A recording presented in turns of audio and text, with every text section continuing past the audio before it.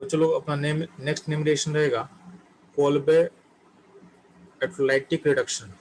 ठीक है, तो आप लोग ध्यान देना, एक कोल्बे अलग था, कोल्बे रिएक्शन अलग होता है, कोल्बे रिएक्शन अलग होता है और ये है कोल्बे एटोलाइटिक रिडक्शन रिएक्शन है। ठीक है, तो थोड़ा दोनों डिफरेंस होता है।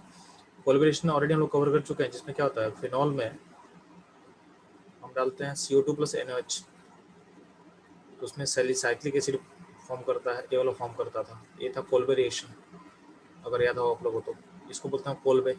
और यहाँ पे अलग है क्या, कोल्बे एटोलाइटिक रिडक्शन मेथड है। ठीक है, तो ये जो रिएक्शन है यहाँ पे क्लास 11 के बुक में दिया हुआ है। ठीक, तो इसमें होता क्या है कि हम लोग किसी भी एसिड जो है उसका सॉल्ट है, उस सॉल्ट का हम इलेक्ट्रोलाइसिस करते हैं। ठीक है, तो सॉल्ट का दो पार्ट है, एक अनायन है और एक कटायन है। एक अनायन है और दूसरा क्या है, दूसरा का कटायन है। ठीक है, तो आपका जो एनोड है ना, जब इलेक्ट्रोलाइसिस करोगे तो एनोड पे क्या आयन पहुंचेगा, कि एनोड का साइन पॉजिटिव होता है तो नेगेटिव आयन उसके पास अट्रैक्ट होगा। और कैथोड पे क्या होता है, कैथोड पे सोडियम पहुंचता है। ठीक है, तो कैथोड पे सोडियम प्लस NH प्लस पहुंचेगा, तो इन दोनों का रिडक्शन होगा, तो ध्यान ना H प्लस का रिडक्शन फास्ट होगा, क्योंकि H plus less radiative element होता है, तो कैथोड पे H प्लस से H2 गैस बनेगा। और एनोड पे ऑक्सीडेशन होगा एसिड एसिड के एनायन का, तो एसिड के एनायन का ऑक्सीडेशन होता है, यहाँ पे इलेक्ट्रॉन लूज करेगा तो यहाँ पे रेडिकल बनेगा O के ऊपर। अब यहाँ से क्या होगा, CO2 गैस ब्रेक करेगा तो यहाँ पे R रेडिकल फॉर्म करेगा। अब जो R रेडिकल है, तो ऐसा बहुत सारे रेडिकल एनोड पे प्रोड्यूस होगा, तो ऐसा R रेडिकल आपस में क्या रहेगा, कंबाइन करके R अल्किन बनेगा। ठीक है, और जो CO2 गैस है वो बाहर नहीं निकलता है, क्योंकि मीडियम में है, मीडियम में OH बच रहा है। यानी मीडियम क्या हो रहा है, जैसे सब इलेक्ट्रोलाइसिस करोगे तो सिस्टम में OH बचा हुआ रहेगा और Na प्लस बचा हुआ रहेगा, तो यानी सिस्टम में NaOH का जो कंसंट्रेशन है वो इंक्रीज कर रहा है। जैसे सब इलेक्ट्रोलाइसिस प्रोग्रेस करेगा तो सिस्टम का पीएच क्या होगा, इंक्रीज करेगा, यानी सिस्टम बेसिक होते चला जाएगा। तो कोल्बे मेथड में जैसे हम इलेक्ट्रोलाइसिस करते हैं तो सिस्टम का पीएच क्या होता है, इंक्रीज करता है। अब पीएच इंक्रीज हुआ तो क्या होगा, यानी सॉल्यूशन हो गया बेसिक। बेसिक सॉल्यूशन में क्या होता है कि जो CO2 होता है उसका नेचर होता है एसिडिक, तो जो एसिडिक होता है तो एसिडिक ऑक्साइड जो है वो बेस से रेड करके कार्बोनेट के फॉर्म में, इन फॉर्म ऑफ कार्बोनेट आपके सिस्टम में प्रेजेंट होता है। तो CO2 गैस के फॉर्म में निकलता नहीं है, इन फॉर्म ऑफ कार्बोनेट आपके सिस्टम में क्या होता है, प्रेजेंट होता है। ठीक है, ये जानना। कैथोड का रिएक्शन ऑलरेडी यहाँ लिखा हुआ है, कैथोड पे क्या होता है, H2 गैस निकलेगा और एनोड पे RR फॉर्मेशन होगा, RR। ठीक है, इसका शॉर्टकट क्या जानना ना, अगर उसे शॉर्टकट लिखना हो तो बहुत सिंपल सा चीज़ है यार। ठीक है, आप क्या करोगे,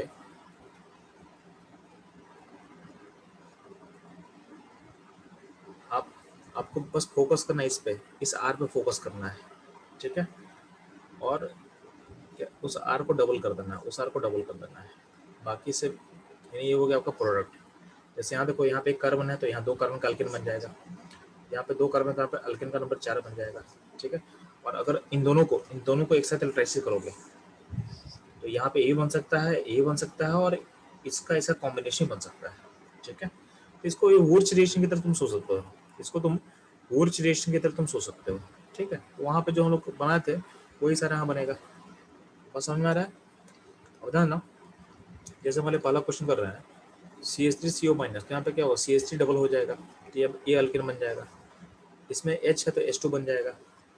अब यहाँ देखना, थर्ड क्वेश्चन में क्या है, थर्ड क्वेश्चन में एक ही मॉलिक्यूल में दो जगह एसिटेट आयन दिया हुआ है, तो यहाँ से बॉन्ड टूटे तो यहाँ रेडिकल बनेगा और यहाँ से बॉन्ड टूटे तो यहाँ रेडिकल बनेगा, तो ये आपस में क्या होगा, लिंक कर जाएगा, यानी यहाँ पे इंट्रा रिएक्शन पॉसिबल है, तो यहाँ पे इंट्रा मॉलिक्यूलर रिएक्शन ऑकर कर जाएगा। हम लोग पढ़ चुके हैं ना कि अगर इंटर इंट्रा दोनों फिजल होता है तो इंट्रा रिएक्शन क्या होता है, फेवर करेगा, तो इंट्रा मॉलिक्यूलर रिएक्शन क्या होगा, रिएक्शन ऑकर करेगा। और सिंपली क्या है कि यहाँ से बॉन्ड जब तोड़ेंगे तो यहाँ पे रेडिकल बनेगा, तो ए डॉट यहाँ बना, ए डॉट यहाँ बना, और आपस में क्या करना, जोड़ देना इसको, यहाँ से यहाँ जोड़ दोगे तो बन जाएगा इथीन बन जाएगा इस केस में। ठीक है,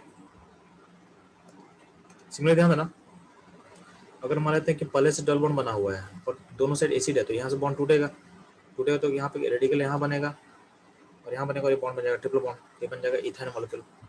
अगर मॉलिक्यूल ऐसा दिया हुआ है तो ये बॉन्ड तोड़ के रेडिकल बना, यहाँ पे बॉन्ड यहाँ रेडिकल टूटेगा और ये बॉन्ड आपस में जुड़ जाएगा। ठीक, क्वेश्चन नंबर 6 ध्यान देना, 6 में ध्यान दोगे, 6 में यहाँ पे बॉन्ड टूटेगा तो रेडिकल बनेगा, यहाँ रेडिकल बनेगा और ये बॉन्ड जुड़ जाएगा तो बन जाएगा साइक्लोहेक्सेन, बन जाएगा साइक्लोहेक्सेन। 13 बच्चे लोग ऑल अबाउट कोल्बे इलेक्ट्रोलाइसिस। ठीक है, अगर आप लोग कहीं भी प्रॉब्लम है तो पूछ सकते हैं आप लोग। बच्चों लोग अपना नेम, नेक्स्ट नेमिनेशन रहेगा Gabriel phthalimide synthesis of primary amine. ठीक है, तो गैब्रियल थैलामाइड रिएक्शन, यहाँ पे पी साइलेंट होता है, यहाँ पे इस पी साइलेंट होता है, तो Gabriel phthalimide synthesis of primary amine. ठीक है, अब ध्यान देना, यानी बेसिकली प्राइमरी अमीन जो होता है, यानी इस स्टेप पे जो अमीन होता है RNH2, इसको बनाने का मेथड होता है, आपके प्राइमरी अमीन के फॉर्मेशन का ये मेथड होता है। ठीक है, ये ध्यान देना। अब ध्यान दोगे तो सबसे इंपॉर्टेंट पॉइंट है कि ये थैलामाइड हम बना, तो देखो इसको मैं शुरू से मैं बना रहा हूँ। ठीक है, एनसीईआरटी में यहाँ से स्टार्ट किया हुआ है, मैं बताता हूँ, एनसीईआरटी में रिएक्शन स्टार्ट यहाँ से किया हुआ है, यहाँ से। ठीक है, बट हम लोग क्या सीखेंगे, शुरू से सीखेंगे, ताकि अगर हमको रिएक्शन शुरू से अगर पूछा जाएगा तो भी हम बनाने में कैपेबल हों। तो सबसे पहला पॉइंट है कि हमको सीखना है कि थैलामाइड हम बनाते कैसे हैं। तो पहला स्टेप रहेगा अपना प्रिपरेशन ऑफ थैलामाइड। तो पहला स्टेप होगा प्रिपरेशन ऑफ थैलामाइड। ठीक, तो ध्यान देंगे, आपके पास बेंजीनिंग होगा, बेंजीनिंग में CH3Cl प्लस LCl3 डालेंगे तो क्या होगा, बेंजीन में CH3 ग्रुप को जोड़ देगा और ये बन जाएगा टॉलिन, ये बन जाएगा टॉलिन। अब इसमें डालेंगे CH3Cl प्लस LCl3 तो क्या होगा, इसके ऑर्थोन पारा पोजिशन में एक और CH3 ग्रुप जुड़ेगा, क्योंकि CH3 ग्रुप होता है प्लसम ग्रुप, ये प्लसम ग्रुप होता है, यानी अपने ऑर्थोन पारा पे ग्रुप को जोड़ेगा, तो इसमें पारा बनेगा मेजर और ऑर्थो बनेगा माइनर। तो मेरा फोकस इसमें माइनर प्रोडक्ट है, यानी इसको लेकर हम फोकस करना चाहते हैं। ठीक है, तो माइनर प्रोडक्ट को हम निकाल लेंगे। अब इसको बोलते हैं हम लोग ऑर्थोजैलिन, क्या बोलते हैं, कॉमन नेम आपको याद होना चाहिए। तो जब भी रिंग में 2 मिथाइल होगा ना तो इसको बोला गया है उसको बोलते हैं जाइलिन, लेकिन जाइलिन में चूंकि यहाँ पे ऑर्थो पोजिशन में है तो इसको बोलते हैं ओ जाइलिन, इसको बोलते हैं पी जाइलिन, क्या बोलते हैं, P xylene and O xylene. P मतलब पारा, ओ मतलब ऑर्थो। ठीक, अब ध्यान दोगे, इसमें डालेंगे हम लोग KNO4H4। KNO4H4, तो KNO4H4 क्या करता है, ऑक्सीडेशन करेगा। तो ऑक्सीडेशन करेगा तो क्या होगा, यहाँ COH और यहाँ COH, यानी ये दोनों जो ग्रुप है वो एसिड में कन्वर्ट होता है। आप लोग पढ़े होंगे KNO4 करता क्या है कि अल्काइल ग्रुप को चेंज कर देता है COH में। ठीक है, तो यहाँ COH बन गया, बात समझ में आ गया। अब ध्यान देना, अब इसमें डालते हैं हम अमोनिया। तो अमोनिया डालेंगे तो क्या होता है कि आपका अमोनिया और OH रिएक्शन करेगा तो बनेगा अमाइड। अब अमाइड बन चुका तो यहाँ जो N है वहीं पे फिर से OH फिर से अटैक कर लेगा और इस अमाइड का यहाँ पे जो H है इसको और निकाल देगा, तो आपका ऐसा रिएक्शन हो जाएगा। तो ये हो गया इंट्रा रिएक्शन। इसमें एक और पॉसिबिलिटी को दिख रहा है कि अगर दो अमाइड, एक अमाइड जो है यहाँ रीड कर ले और एक अमोनिया यहाँ रीड कर ले नीचे वाले में, तो आपका ऐसा बन सकता है। बट इसमें ये हो रहा है इंटर रिएक्शन, और अगर हम सेमी अमोनिया को दोनों जगह रीड करवा लेते होता है इंट्रा, आपको पता है कि इंटर रिएक्शन फेवर करेगा ओवर इंटर पे, तो ये प्रोसेस फेवर करता है। ठीक है, और ये जो कंपाउंड बना है इसको बोलते हैं हम लोग थैलामाइड, क्या बोलते हैं, थैलामाइड। बात समझ में आ रहा है, इस तरह से हम लोग थैलामाइड का प्रिपरेशन करेंगे, इस तरह से हम लोग थैलामाइड का प्रिपरेशन करते हैं। ठीक, अब पॉइंट समझना, जो थैलामाइड बनाया है तो थैलामाइड का जो N से जो H लिंक होता है एसिडिक होता है। एसिडिक इसलिए होता है कि इसको तुम निकालोगे ना तो यहाँ जो N पे नेगेटिव बनेगा और N पे नेगेटिव बनेगा तो यहाँ पे रेजोनेंस कर सकता है, यहाँ पे रेजोनेंस कर सकता है, यानी अनायन क्या है, अनायन स्टेबल है। अनायन स्टेबल यानी क्या होगा, यहाँ से H निकालना बहुत आसान है। H निकालना आसान है मतलब क्या है, एसिडिक है। अगर कहीं से H प्लस निकलना आसान है मतलब क्या होगा, उस H का नेचर क्या होता है, एसिडिक होता है।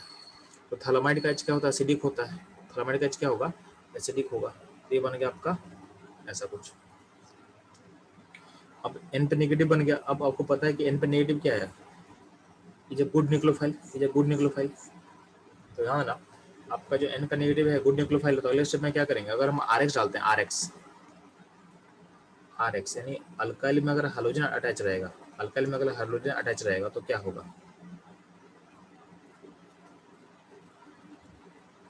ठीक, तो इसमें क्या होगा, एक पार्ट यहाँ पर अटैक करेगा, एक पार्ट यहाँ पर अटैक करेगा, ठीक, और x को बाहर निकाल देगा, यानी n अटैक किया r पे, r जुड़ गया n के साथ और x बाहर चला गया, x चला गया बाहर। यहाँ पे SN2 स्टेप हो रहा है, SN2 स्टेप कब नहीं करोगे आपको पता होना चाहिए, स्टेप कब नहीं होगा। तो अगर मान लेते हैं कि अगर हैलाइड ऐसा रहेगा, हैलाइड डबल बॉन्ड से हैलाइड लिंक होगा, ट्रिपल बॉन्ड से हैलाइड लिंक होगा, या फिर ब्रिज हेड से लिंक होगा हैलाइड।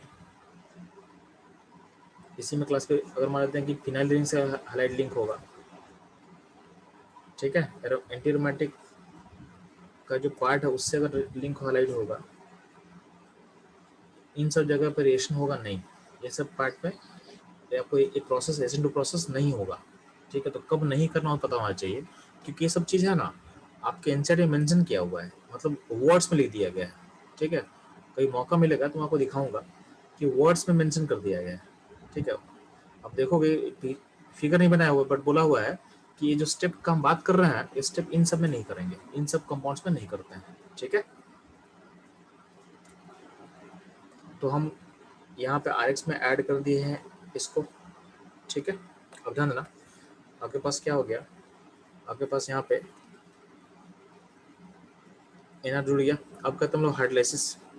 तो हाइड्रोलाइसिस हम दो मीडियम में कर सकते हैं, या तो मीडियम एसिडिक होगा या तो बेसिक होगा। तो हाइड्रोलाइसिस में क्या होता है, बॉन्ड यहाँ से टूटेगा, बॉन्ड यहाँ से टूटेगा, तो बॉन्ड टूटेगा तो N पे चार्ज नेगेटिव आएगा और C पे चार्ज पॉजिटिव आएगा, ठीक है। तो अगर एसिडिक मीडियम का हाइड्रोलाइसिस होगा तो N पे चार्ज, N पे जोड़ेंगे H, N पे 2 नेगेटिव है तो N पे 2 H को जोड़ देंगे तो बन गया प्राइमरी में, और जो C है C पे जोड़ेंगे OH तो बन गया एसिड। इस तरीके से हम प्राइमरी एमिन बनाते हैं, ठीक है। और अगर बेसिक मीडियम का हाइड्रोलाइसिस करोगे, मीडियम बेसिक होगा तो आपका फिर से N पे 2H आ जाएगा और यहाँ पे OH आ जाएगा, बट चूंकि मीडियम बेसिक है तो बेसिक मीडियम में क्या होता है, जो एसिड का जो H+ है वो निकाल देंगे तो बनेगा एसिड का आयन फॉर्म करेगा। तो बेसिक मीडियम में एसिड का जो आयन बना, एसिड जो है उसका H को निकाल के उसको आयन के फॉर्म में दिखाएंगे। तो दोनों केस में क्या है, आपका प्राइमरी एमिन का फॉर्मेशन तो हो जा रहा है, ठीक, ये ध्यान रखना। अब आपको इसमें बताया भी यह हुआ है कि एक कब नहीं करोगे, तो आपको बताया हुआ कि जब डबल बॉन्ड ट्रिपल बॉन्ड से लिंक होगा, X उसमें नहीं करना है इसमें। और इसमें एक्स्ट्रा क्या ऐड करने में बोला था कि ब्रिज पे लिंक हुआ तो ही मत करना, तो ये प्रोसेस नहीं होता है। और एंटी एरोमेटिक वाला सिस्टम अगर प्रोड्यूस होगा तो उसके समय इसको नहीं करना है, इन सब इन सारे पे, इन सारे RX पे अटैक नहीं होगा, यानी इन सब में आपका अमीन क्रिएट नहीं होगा, ठीक है। अब इस पूरे प्रोसेस को अगर हम सिंगल स्टेप में दिखाएं तो आप ऐसा सोच सकते हो कि RX यहाँ है, RX में डाल दिए पैथियोलामाइड मीडियम बेसिक और हाइड्रोलाइसिस, तो जो RX है RX में ही कन्वर्ट हो जा रहा है RNH2 में। यानी पूरे प्रोसेस में हो क्या रहा है कि जो आप RX लेते हो ना, उस RX का X हटा के आप भेजो NH2 में, यानी अल्टीमेटली हो क्या रहा है, जो हम RX लेंगे उसमें वही कन्वर्ट हो जा रहा है RNH2 में। ये कब नहीं करना है, तो इन सब हाइलाइट्स में कन्वर्जन पॉसिबल नहीं है, इन सारे हाइलाइट में कन्वर्जन पॉसिबल नहीं होगा, ठीक है।